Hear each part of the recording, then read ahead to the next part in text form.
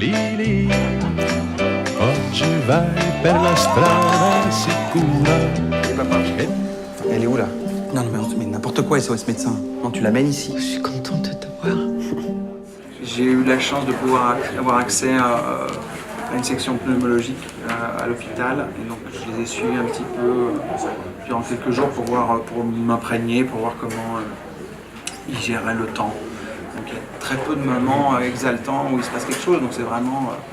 ils prennent conscience de chaque patient, ils en reparlent entre eux. Donc il y a vraiment un suivi comme ça. Mais ouais, j'ai découvert un univers qui était beaucoup plus calme que ce que j'imaginais.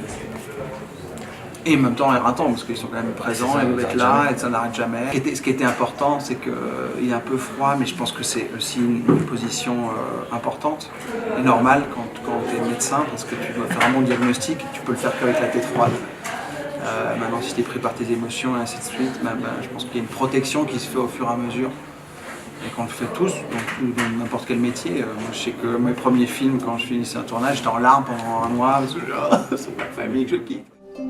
Elle trouve que tu es un bon médecin. Ouais, elle a dit ça pour te faire plaisir. Ben, ça marchait. Ce qui m'a vraiment touché et parlé, surtout, c'est cette relation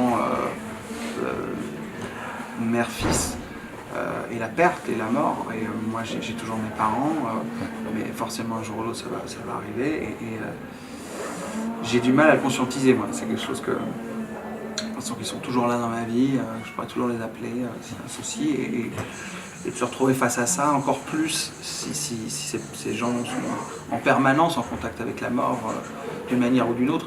Mais là, quand c'est quelqu'un qui vous a vu naître, qui est votre... Voilà, donc je crois que le rapport doit être très perturbant. A un capitano che per te ha già tradito il re. Je me suis posé la question, j'avais très envie, pas que j'avais des craintes de tourner avec Zita, mais vu la position que j'avais en tant que metteur en scène, et puis tout d'un coup de jouer son amoureux dans un film, voilà, je me suis dit tiens, est-ce que je vais me sentir, est-ce qu'on va se sentir à l'aise l'un et l'autre, et en fait c'est quelqu'un de très instinctif, Zita, et très spontané comme je le suis, donc les choses se sont faites naturellement. Tu seras où quand tu seras morte? Je serai dans vos petites têtes. C'est une chance, et au-delà de l'actrice, et le mythe qu'elle a, c'était la rencontre humaine. C'est quelqu'un dont je suis tombé en amour, vraiment. D'une douceur, d'une intelligence, d'un humour, d'une prise de conscience de ce qu'elle peut dégager.